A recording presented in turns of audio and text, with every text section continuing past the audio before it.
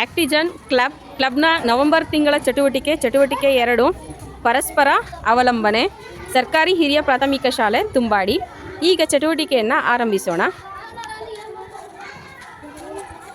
ನಾನು ಪಾಠ ಕಲಿಯಲು ಶಿಕ್ಷಕರನ್ನು ಅವಲಂಬಿಸಿದ್ದೇನೆ.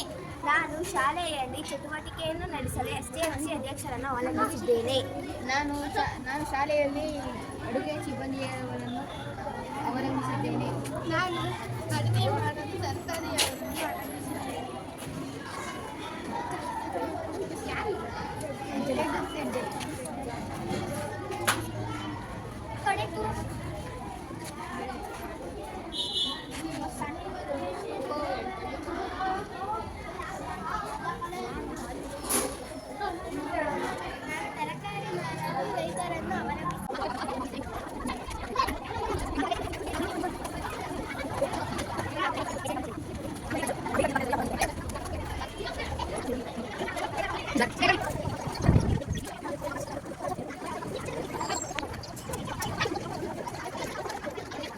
ಸರಿ